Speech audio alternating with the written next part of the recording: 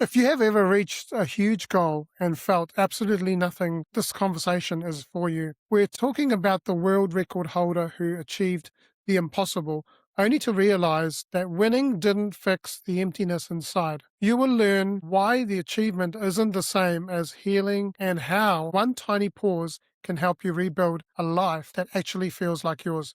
Welcome to the Champion Mindset Collective podcast. I'm your host, Anthony Dahya. Usually we talk about what it takes to win, but today we're talking about and looking at what happens after you win and find out it wasn't enough. My guest today has lived a life that most people would find impossible to imagine, being born without a pulse to breaking records on the world stage, and then having the courage to walk away from it all to find his own truth. Mikael is an author, an artist, and transformational coach now based in Thailand. Born in Sweden with cerebral palsy after being without a pulse at birth, he spent his early years navigating the limitations others placed on him. Eventually, he turned the challenge into an elite performance, training for thousands of hours to represent Sweden in the 1996 Atlanta Paralympics. There he recorded his long jump that was recognized as a world record achievement in his classification.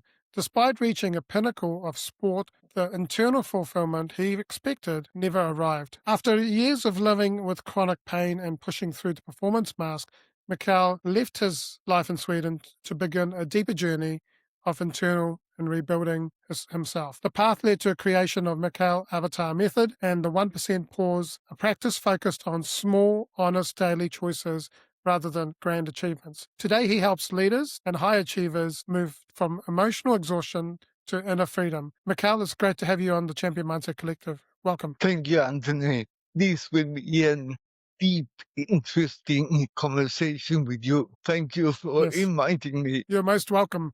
Mikael, let's start with your journey in life from birth. It's quite an interesting journey you've had. Take us through from birth to now. Okay, so I was born dead for 45 minutes. It even was like that.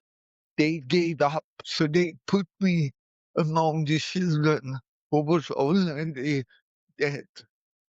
And after 45 minutes, a nurse passed and saw me breathing. Then they begin new treatments.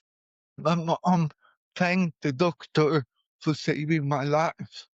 But the doctor looked at her and said, "Don't thank me yet, because if you have been out of oxygen so long time, maybe it was 20 minutes, 40 minutes, nobody really knows.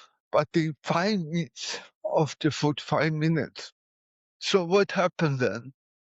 Well, you can't eat by yourself, can't sit, can't turn you in your bed, can't walk, can't whatever it is in your life. But they were wrong. When I was 4 years old, I ran into my mom. My hands were closed for you. Can't see. I couldn't open them. I shake a lot. I couldn't speak so good. I said to my mother, "Mom, I want to be a mountain climber when I grow up." And my mom was a diplomat, so she said, "But you can't make money on that." She was so wrong, because 20 years later, I was a climber instructor, and you should see the face and the eyes of the people I teach climbing when they saw I was the instructor. So what happened there? Well, I think it's passion. I teach people what passion can take you, what passion can conquer. If you have the passion, you can do whatever you want.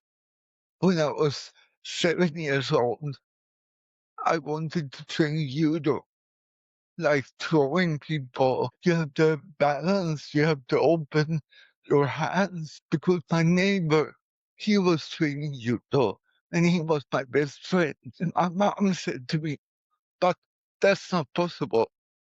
But when you're 7, you have one thing in life you must do. Convince your parents that they are wrong. So I convinced my mother to go to one training, and I was there, and the teacher, he said to my mom, let your son come here. See, look at the floor. Who is falling? It's not Michael. Because I had this thing in my eyes, the connection with my body, the passion, the drive, whatever it was when I was young. The rest of my childhood, it's very complicated because I think it's the best coaching school you can ever go through. Childhood. I had so many different normal system in my world. We had 6 people from India living with us. Where my brother was an addict when he was 12 years old. So my focus in the family was not on me. So I grew up like they didn't teach me how to be a person with cerebral palsy. And Mm, when I did research when you're 30, 40, why did it end up like this? And I'm so angry and all this stuff. And I figured out that 17 people lived with us from that I was 7 to I was 14, 15 years old. So there were 17 people more than 6 months. Under 6 months, I didn't count them because the impact is so great on a child at that age. So I was so angry, so furious at all this because I didn't know where to put. There is 17 different ways of putting a package of milk on the table. I haven't been taught that. So you understand, when I mm, start coaching, I know exactly 17 different ways of doing a breakfast table. That looks like it's nothing, but to coach people to do high performance, the key is to find the key. What happens home? What happened at work? What happened? And all these small stuff that we do comes together. And if you change the right one, something else happens. And these mm, took me years to discover. So I had a music teacher when I grew up uh, because I wanted to play drums. I had the wow to play drums. But at that time in Sweden, you had to play flute for 1 year before you could go to music school. I couldn't play flute. I couldn't blow. I couldn't even hold the flute. But I was so committed. So I turned up every Wednesday, 8 o'clock for 1 year. I don't understand how the teacher could handle me. I couldn't blow, I couldn't talk, I couldn't put my hands on the um, empty holes, but I was committed to play drums. And then I met my music teacher, and he was Abdul. He was a wise man, and he understood. I saw the world differently. I have seen the world differently all my life. He understood that I could hear music in a different way. Today, when I do my own music, my own performance, I think about him. He wrote the Saudi Arabic national anthem, but he was from Egypt. And what he did, He went to all different cities in Saudi and picked one note from every city because that note represented the city's sound. And from all the notes, he wrote the anthem of Saudi Arabia, 1947, and it's still the national anthem. He taught me that one note should be the reflection of what the listener emotionally should trigger. That was his teaching, 17 years in my life. And I didn't understand that. But later, I understand he have taught me something so basic, and I can use it in so many forms in my life. When I coach, when I'm painting, when I do my coaching, whatever I do, I can use this. Find the note that resonates with the person's emotions to get the thing starting rolling in a different direction. So this is a little bit about my growing up. It was chaotic, loaded people, the drugs, the police, whatever, but there was my mentor who hold me in a straight line. Or I just talking. Maybe you need to. Uh, do you have any questions? I have so much. I have figured out so many small things that makes a big difference in your life, and I use that Mm. knowledge when I talk to people. And thank you so much for sharing all of that with us. I can't even imagine what it would have been like, but you have definitely shown us that you're a true champion because no matter what other people said, you were able to hold that passion and achieve whatever you put your mind to. So you trained for thousands of hours and finally hit the world record distance in Atlanta. Most people think that this moment everything becomes right, but you've said that it felt like nothing. Can you take us through that, what happened in your headspace?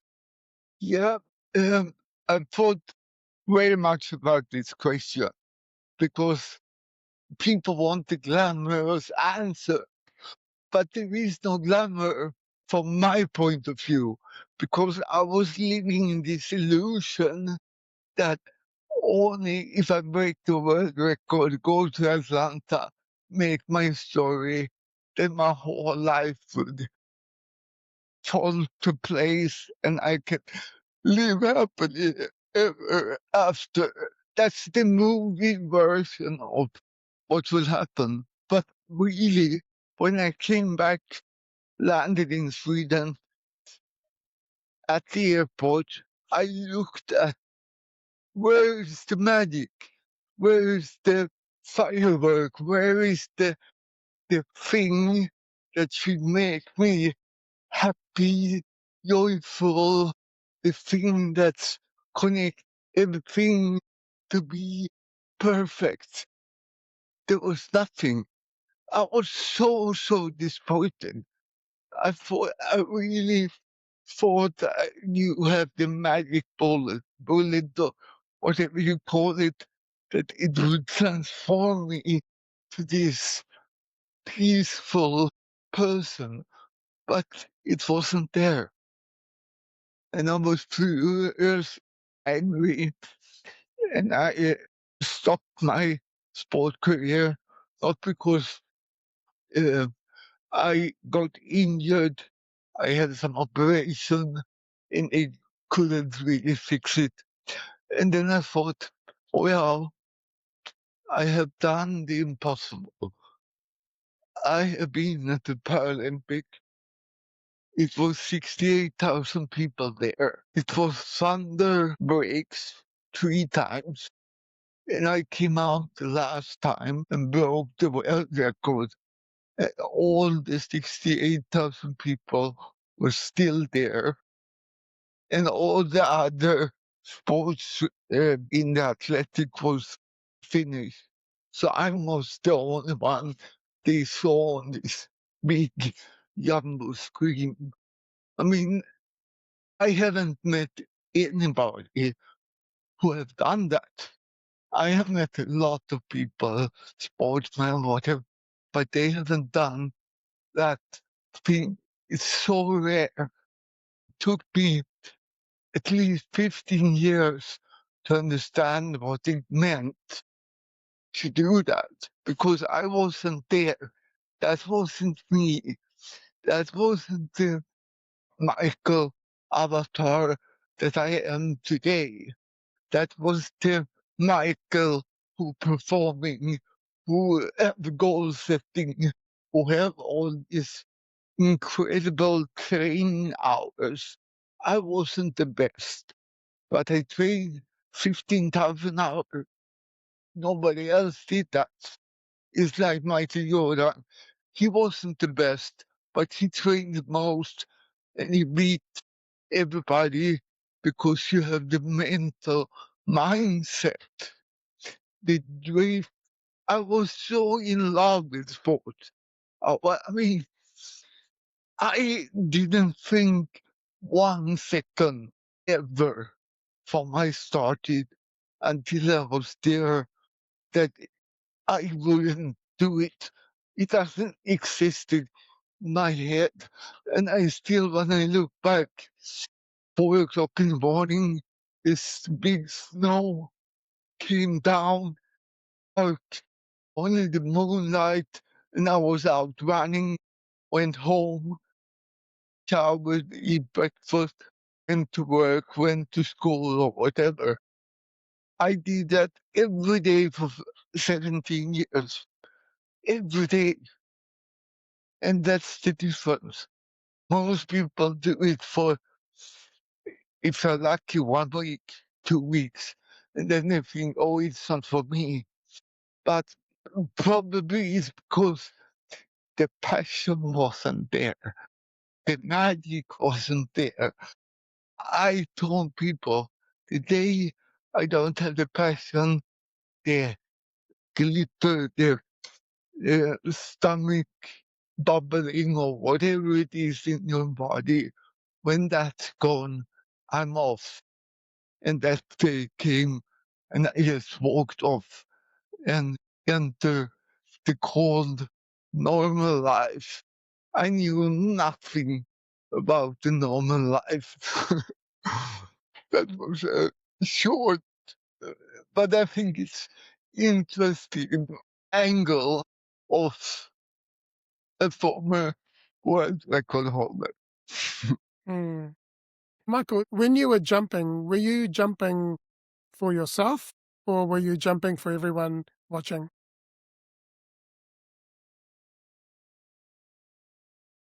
I was so focused, I don't even think I noticed anybody else there.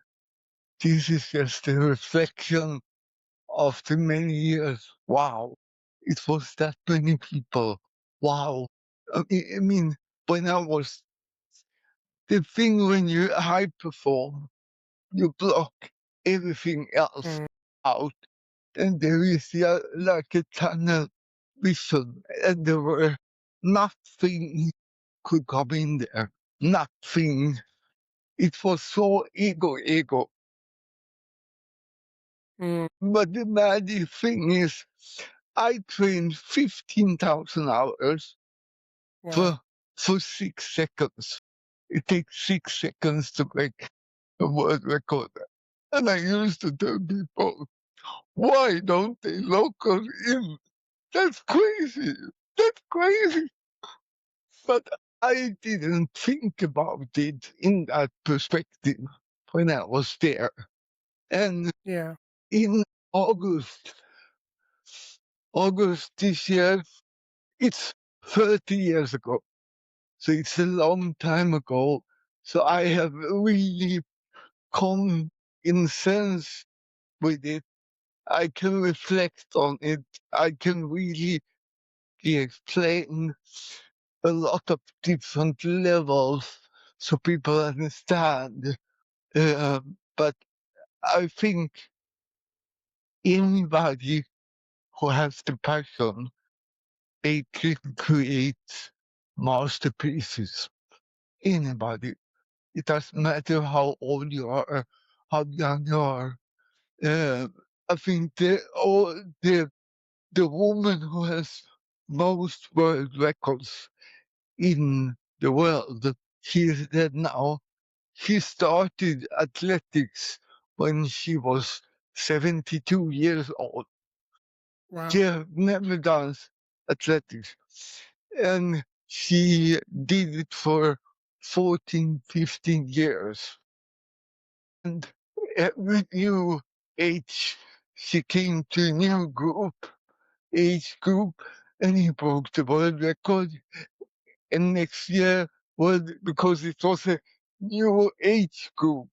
So I think she has like 158 world record before she stopped. And she started when she was 72. 72. So Wow. if you're younger than 72, you have a big chance to do. I mean, it's an Yes. incredible story. You can do Yeah. whatever you want. It's all in your head. Yeah. It's the self doubt, it's the fear, it's all that that stops us from achieving the things that we want to do, right? Yeah, And when you see fear, look at fear in the eyes and say, it's okay. I'm going to yeah, do this anyway. yeah. Quick question for you. I'm curious, like for you, what was more satisfying for you, doing the 15,000 hours of training or actually the long jump itself? Because that was 6 seconds, whereas this was 15,000 hours, which, right? So, which was more satisfying? See, 15,000 hours. The, the 6 seconds, it doesn't matter because I enjoyed every minute of Every, those 15,000 hours. Yeah, yeah, I'm 100%. I can feel it in yeah, my body. It's like, wow, I could yeah. train 15,000 hours and I was so joyful. So, wow. You talked about before when you landed at the airport and there was no one there to Yeah. greet you. And what did that feel like for you? That emptiness, that silence. What was it like? At that time, I didn't know what what it meant. But today I know what it meant. For me, I was sad inside. I got angry. I mean, it was like depression. It was like, wasn't it more? Wasn't it? What is it? Why doesn't it work? Why doesn't it click? Why does all these false masks don't connect? But Mm, I figure out that the agenda of people around me didn't care what I was doing. They didn't care what I have achieved. They, they couldn't understand what 15,000 hours means because they have never done 1,000 hours. So they have they, they can't connect with me. Uh, I didn't feel like I have achieved a miracle. Uh, I didn't feel like I was somebody special. I had to learn that after. It took me years to understand that it's not normal to train all these hours to break a world record. That's so, so rare. What's even more rare is I was in the 100-meter final at the Paralympic. And that's even more rare than breaking a world record in long jump, because the 100-meter final is like the queen of creme de la creme. To be in the 100-meter final at the that's very, very rare, and that's the peak of your career. But it's only sportsmen who understand. Wow! But people, they don't understand. It's so small difference.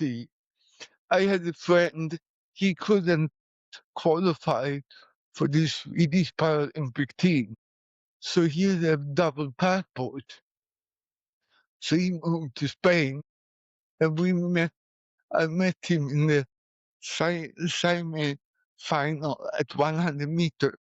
And my head coach of the Swedish team told, I don't care if you come to the final, but you have to be before him, because he was competing for Spain and not for Sweden. And I had 1398. He had 1401. That's 300 of a second.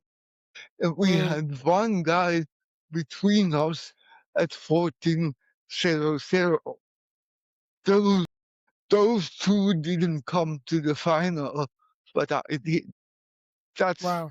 you understand, you train this much for 300ths of a second. That's the qualification to go to 100-meter final. And you can look at the normal Olympic power, it's the same. It's not tens of seconds, it's hundreds.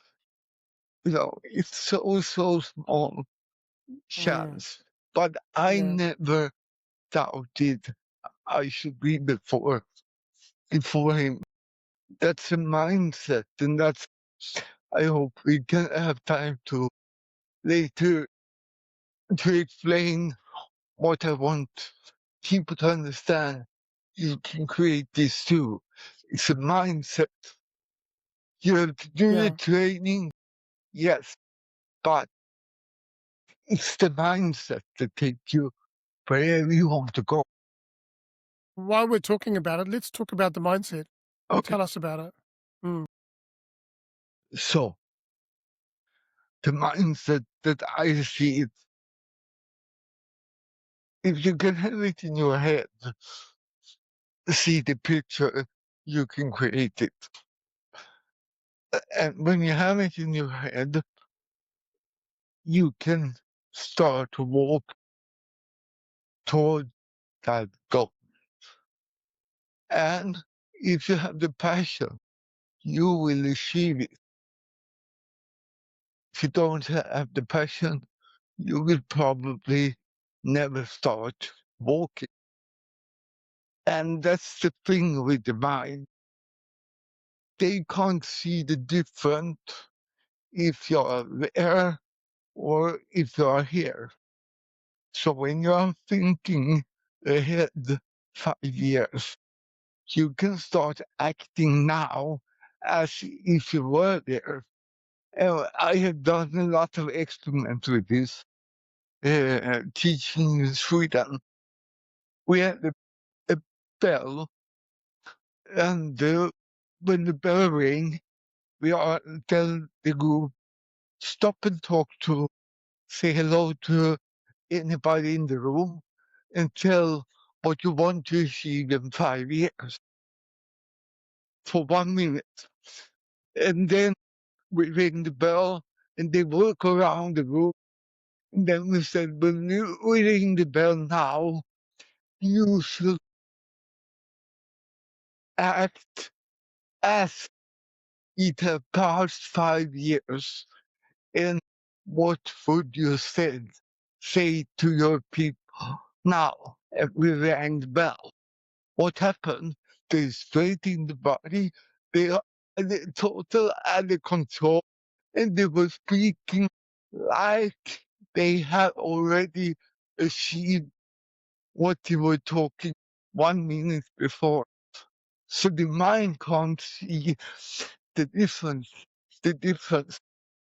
But if you wake up this morning and you thought the world was terrible and I was down, I was stuck in whatever you're stuck in. If you think like that, it's not true. So if you should lie to yourself, I tell people, lie big and say to yourself, what a fantastic day.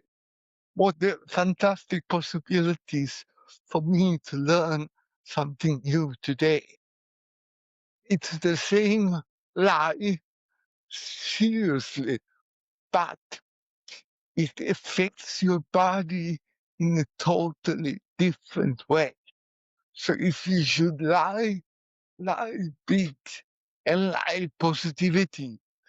And if you do that every day for 10 days, 20 days, you will really change your life. You don't need to read books, motivational, nothing. Just wake up, have a different perspective, and you will end up some totally other place. So that's the mind trick. Mm, One of the mind tricks I have. yeah. And that's a great trick. And I use that myself. Yeah, Yeah. So it's about already having what you want and thinking it as if it's already passed, it's already happened, and what is the emotion that you're creating, which the universe will then align to yeah, and bring, and you can manifest from yeah. there. And so another part of this, uh, I call the 1%. Why do I call it the 1%? Because you don't need to change 100%. You only want to start a chain reaction of 1%, because then the other 99 will start rolling up. The momentum that you create, right? Yeah, yeah. Yeah. So it's like a domino effect or whatever, Mm, butterfly effect, whatever you call it. So I used to tell people, most people, they live a half life, and a half life automatically. We do stuff automatically every day that we are not aware. Some are good, some are bad, we don't even know why we are doing them. We are not aware of what we are doing. So I used to tell people this little trick. Which shoe do you put on first? The left or the right? And then I say, that's not important. What happens if you do the opposite for two opposite. weeks? That's the magic. That's the one, Diff- yeah. because it will make a domino effect in a total different direction. So how many automatic stuff are we not aware of that we do every day, that if we change them, something else would appear? There is thousands of things, but the trick is to find the 1%, the one key, the one thing that opens that magic door that takes you wherever you need to go. Yeah. And the magic with this is happiness. What's happiness? What makes you happy? What makes you glow? What makes you... So when you sit there on the bed tomorrow morning, ask yourself, what's my goal today? Does it make me happy? I mean, breathe. Wow. If it doesn't, you have to come up with What makes me happy? How can I be happy? And it's a journey by action. Test, test. Because most high performers, high achievers, and most people living a general life, they have forgotten this happiness, this magic. Maybe they have it once a month or once half year, but you can have it every day. Every day magic happens in your life. Every day you can feel this wow. Mm. Every day. Mm-hmm. Yep, absolutely. Mm, And what you were saying before is that as you would reframe your thoughts, from the negative to positive, the same thing you're doing with your actions is that you're taking action from a different perspective, yeah, which is then retraining your brain and your mind, and you're able to then undo some of the patterns that you've been yes. doing. So I have this little crazy idea. I am in a project with German artists that we're doing performance art. We have film, we are cutting the movies, we are doing our own music, we are doing the whole thing. No AI, real music, real filming, and fun. So I got this crazy idea. So we will have the movies behind and do a performance in fun. And I thought, oh, I wanted to dance something. And then I came up with this crazy idea. I want to do a cerebral palsy dance. I want, and when I came up with that idea, you laugh because there is something, wow, wow, I want. You understand? So it's only the perspective of it doesn't matter how good I am, bad I am. It's You're the enjoying yourself. it's the Yeah, idea. You understand? So that's a concrete example how you can change the whole perspective. It doesn't yeah. Look, it doesn't matter how good you dance, but it's the fact that you're having fun and you've got joy in your life. Yeah. end cerebral palsy dance because I can put my hands in different positions that normally people can't. I, I can put my foot in a way that I have done all my life. So it's like art. It's like art. It is, and it could be a new trend that you start. It's done. And they will copy me. You understand? It's not like a moonwalk with Michael Jackson. Yeah, yeah. And that's the thing. I do all these podcasts because I want people wake up. There's so much magic out there. There's so much incredible people you can meet out there. There's so much discovery. World is full of it. Full, if you can see it. Absolutely. You eventually left Sweden and your marriage and everything that you knew to move to Thailand. What parts of your old identity did you have to let go in order to survive?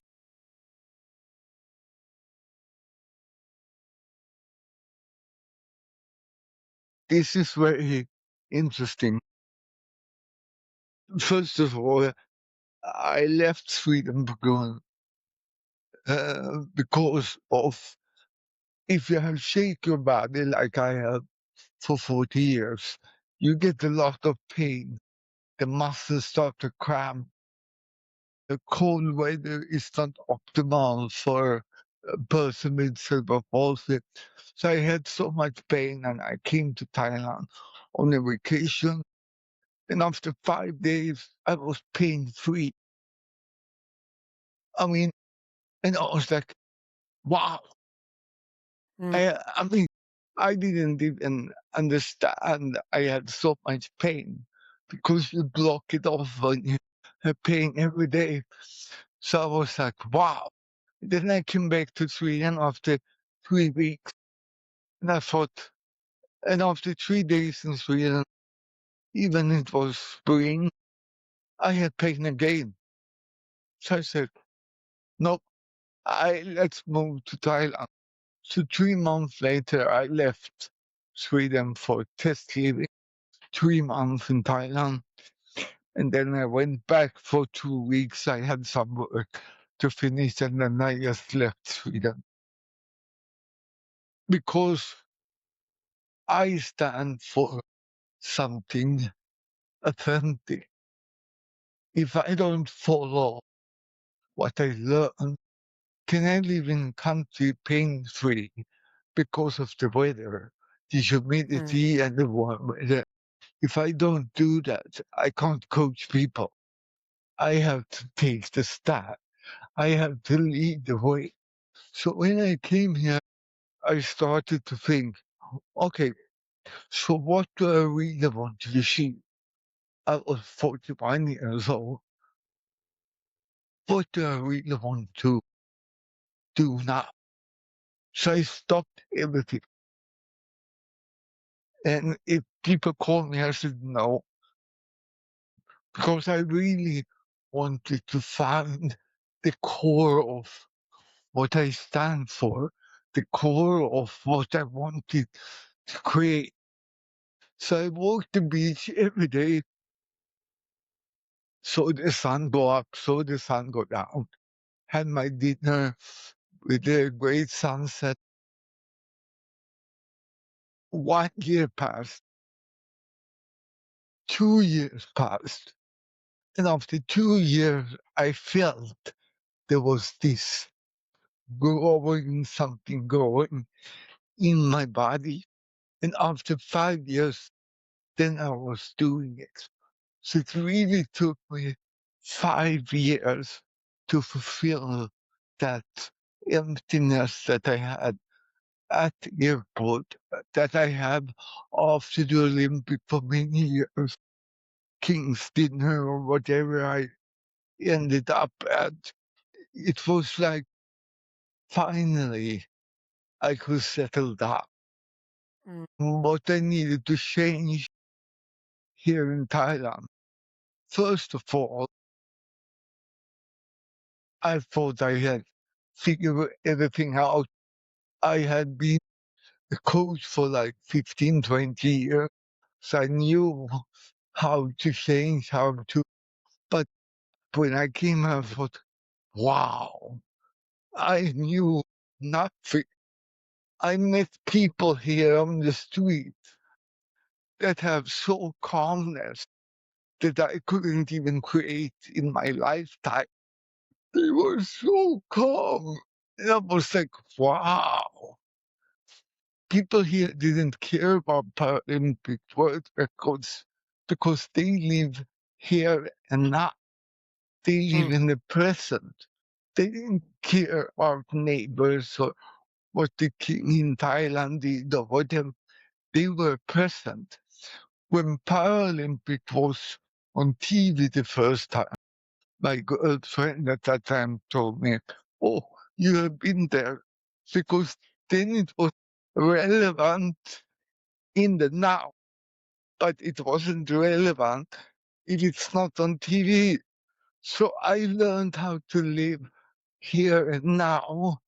Even I thought I was doing it in Sweden, but it was like a new effect on it. And the other thing that Thailand is medical about is this: you have to be you. In the Western world, you have all these faces that you put up on work, in the shop, when you meet other people. It's like a mask. And that's how the system works. But here, when I was lazy in the beginning, living here in Thailand, I put up this. mask because I didn't want to do that or whatever.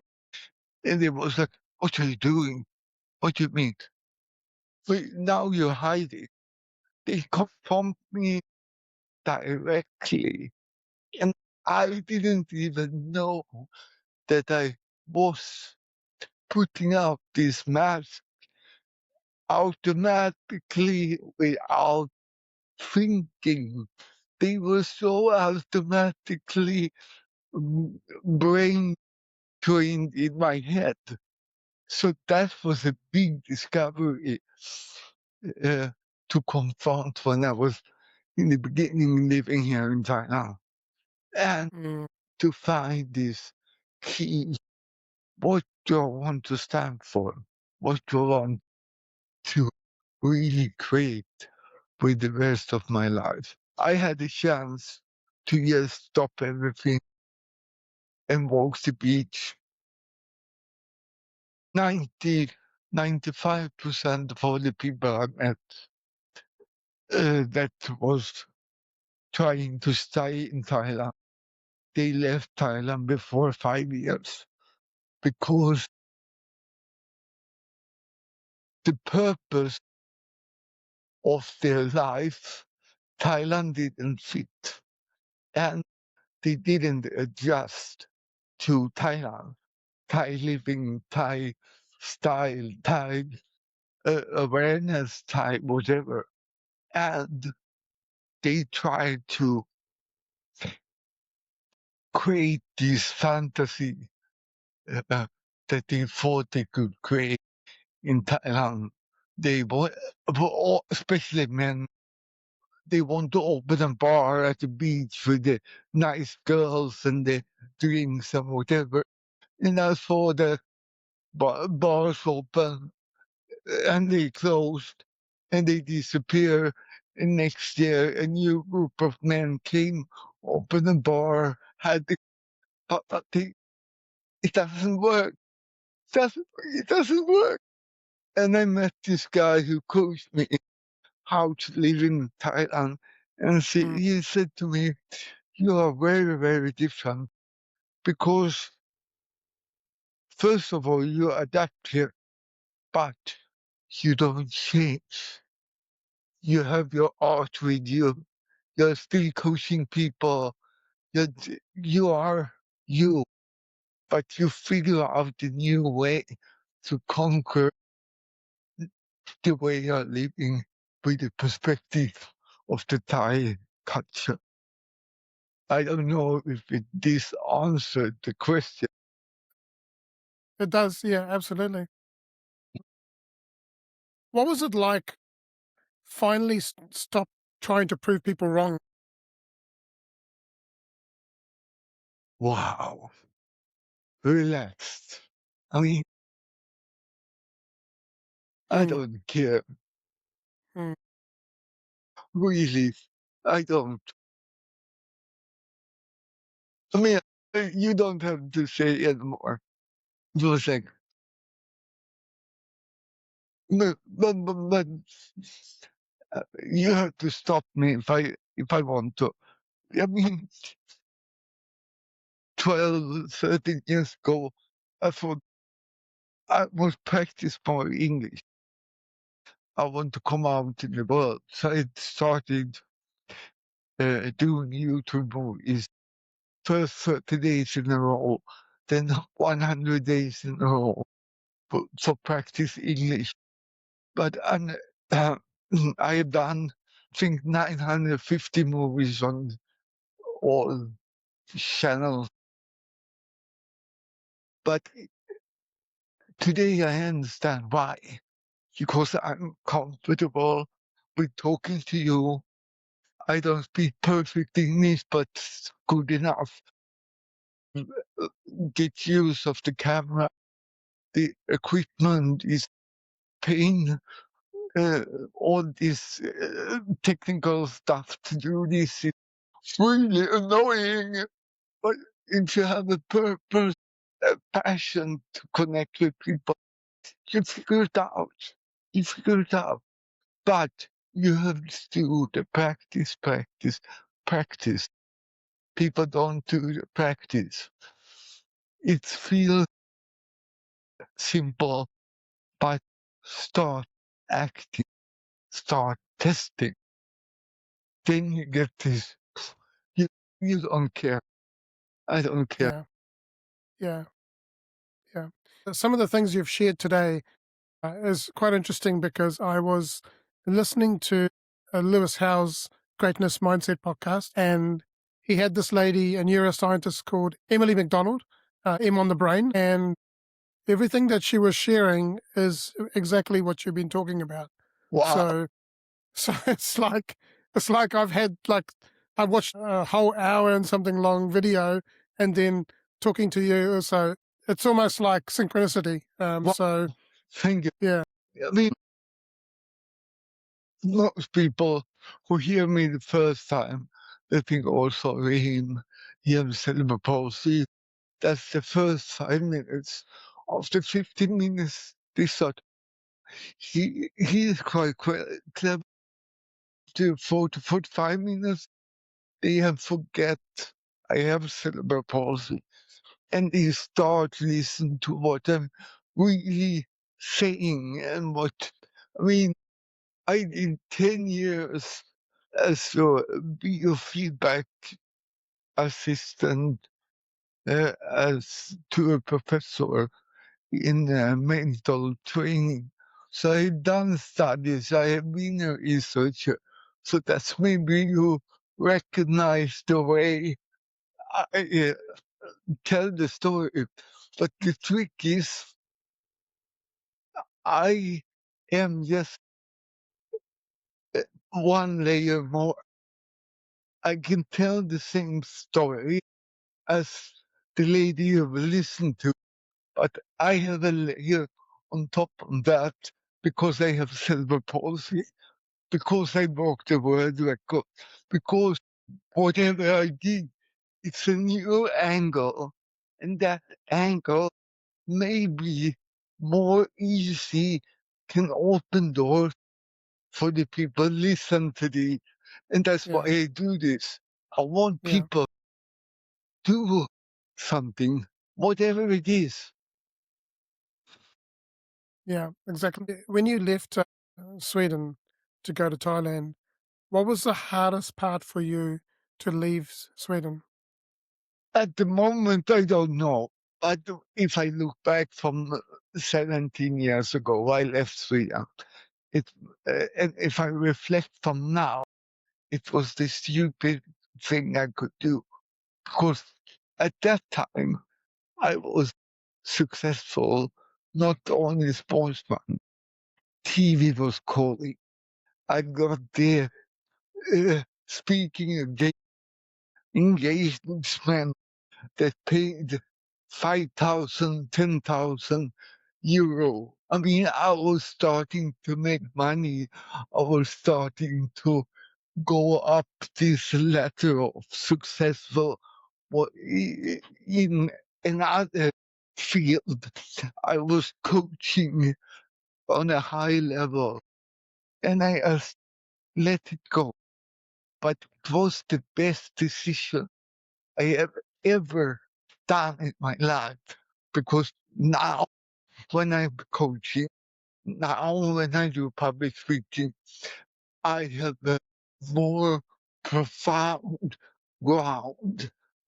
I have more, I know exactly why I'm doing this, what I want to achieve with it. But then I had no clue. So I don't miss Sweden at all. I have no regrets. To live here for me, it was the best thing. Mm, And the anonymity that I got here, I didn't need to say anything to anybody. yeah, It doesn't, yeah, they didn't know. Some people here know my background, but I'm just Mikael Avatar. That's it. yeah, yeah. A lot of leaders look at successful on the outside, but completely empty and disconnected. What would you say to the person who has had the record and the status, but still feels like they're missing something? And congratulations for your success. But now it's time to find the real you, because if you're empty inside of you, that's not the real you. That's the guy striving towards something that isn't you, or a woman, or whatever. And that's me. That makes that makes an empty hole in the emotions and in your head that you have to compensate with other stuff.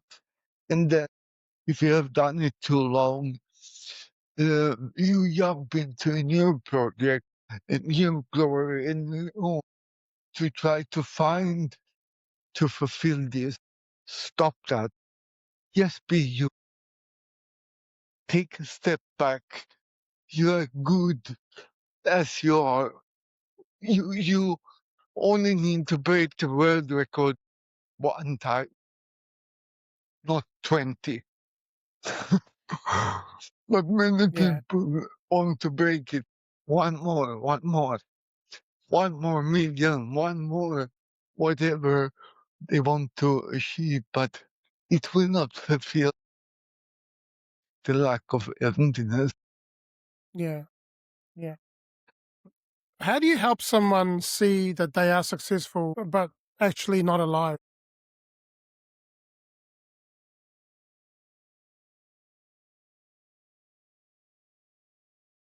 That's very tricky, because it's so, every person is so complicated. They have different memories, different ideas. They have grown up in a different situation. So you really have to find the right key, the right thing, the right whatever it is. For example, I had this guy coming to me. This was when I was still in Sweden. He had a suit, perfect shining shoe. It was a big company. He had, I don't know, 3,500 employers. He have started from a errand boy, and he got his gold bar the same week he started with me. Came to my room, crossed his arms, was sitting there, and he looked at me. I was like 30 years old, and he was like 20 years older than I. And he said, "My wife sent me here." And I was like, how do you convince this guy of everything? And I looked at him and I said, okay, you're boss. Who is he following? What do you mean? He said, who is your boss following? Nobody. Are you sure? So, did you read the year report from your company? No. Okay, but you have a gold watch. You have been in companies for 25 years. Next time he came, he had read the report, and he didn't even have time to go in before my boss follows the board. He didn't know that. So I find the key that opened his respect, and then we could start his journey for whatever he wanted to go. But that was his key. If you have another person, it's Yeah, very definitely. different. You have as a person in the life coaching situation, because they will test you, and you have to find that key, whatever it is. That's the magic with that's why I love this work, because when you find that key, that connection, and you start a journey, that's magic. I mean, that's pure magic. What is the first step for someone listening who feels like they're performing in a role? First step, it's really to get a new perspective. How do you do that? Take a big step back. Like I told before, sit on the bed in the morning. Today, what makes me happy? What makes me, wow, this, whatever. And do that at least 5 minutes every day. Not 5 hours, 5 minutes. 5 Because minutes. if you do that 5 minutes, whatever it is, you can fit it in whatever. Go to the bathroom at the work, whatever. 5 minutes, everybody, because, and only focus on that for 5 minutes. And that will change whatever, because those 5 minutes after 1 year, that's a lot of minutes. And that's a lot of thinking. And there you have the chain reaction that you need to open your sense to do the work that you really want to do. So take a step back, just get a new perspective and find that whatever it is, that's free, that's everybody can do that. And it's working. Yeah, absolutely. Now, for people listening to this episode, how do they get in touch with you? What have you got on offer at the moment? Um, I have like two things that I recommend you get. First, my name is Mikael Avatar. So my homepage is michaelavatar.com. Michael with a K, not CH. Michael with a K. And on there, you have two things. You have, I wrote a book called Life Reset that you can find on Amazon, but that's really the second book. The first book is called Life Reset Zero, that you can download on my webpage for free. And it goes through my life story as a intro, and then we have this step by step how to find this key moment, change it. Is in a really detailed book about how to figure out things.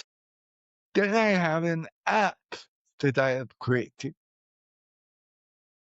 This is my,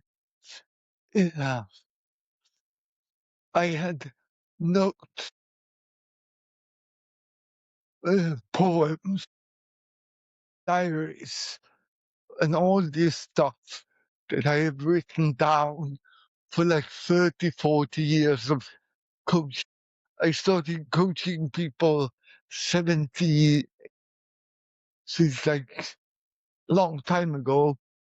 That's a different story. I was young, but all these notes, and I thought, how should I write my third book?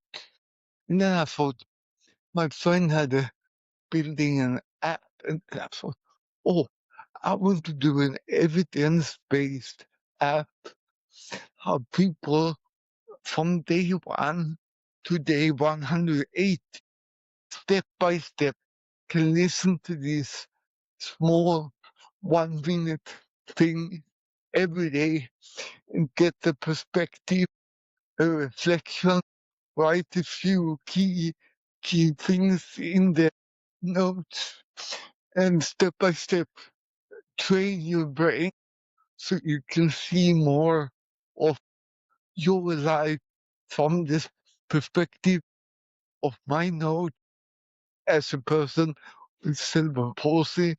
So I have created this app, and I told people the first 50 is a beta app. So it's totally free because I need people to test it so I can adjust it. Maybe it will be free forever. I don't know. But I need people to test it so they can train up.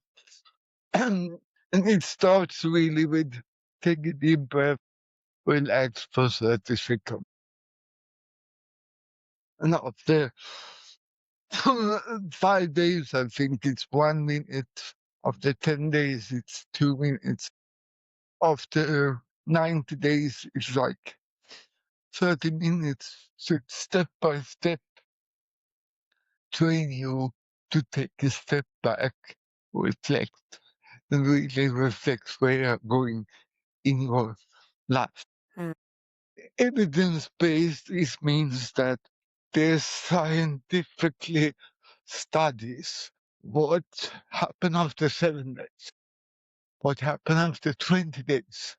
When you start something new in life, doesn't matter if it's physical, mental, cooking courses, running, whatever, how we fail because it's not until 60, 65 days that the body creates this automatic system. So you do it automatically. And most people stop before 65 days. And there is other stuff, what happened after 90 days, and there is 150 days. So it's like step by step going through all these where people fail so you can really conquer yourself. That was a lot. But you can all find this just Mikael Avatar.com Yeah. or Okay. AI or whatever. So what we will do is we'll put those in the show notes, but also you'll get a dedicated page on the website with all that information in one place. There'll be the videos, the article, a guide, all that information will be there. Yeah. Now we're at the quick fire round, so I've got 6 quick fire questions. So you can answer these in a single word or a very Um, short sentence. How do you define success, and has that definition changed for you over time? Success is when I feel wow, wow. And Joy. before joy, before it was when I thought people had me, wow. But now it's me. Mm. Who's been your greatest inspiration and why?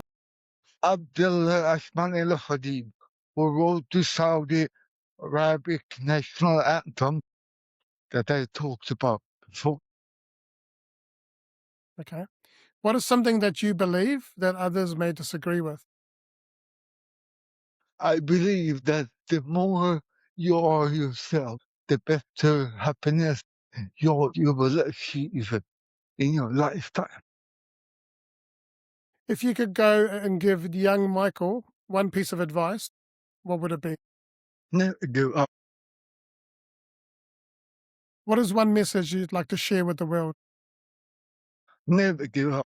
Never give up. Yeah. And what does it mean to you to be a champion and have a champion mindset? Yeah, it's never give up. Never give up. Yeah. Yeah, man. Yeah. And that's me. That's me. Yeah. Yeah. That's me. Yeah. Absolutely. Michael, thank you so much for being here today with us. And what really sticks with me is that we don't have to keep proving our worth or for performance. Sometimes the most champion thing to do is to pause and be honest with how you actually feel.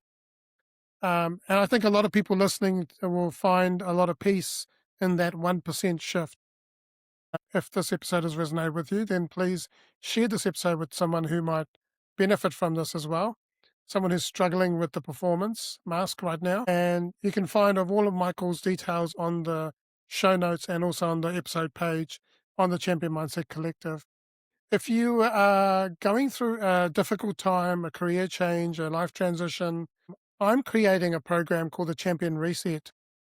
So if you're interested in connecting with me, please contact me. My details in the show notes. And thank you for being a part of this amazing community and the Champion Mindset Collective. We'll see you next time. Lastly, I just want to say you are loved, you're worthy, champion your life, champion your greatness, and have an amazing day.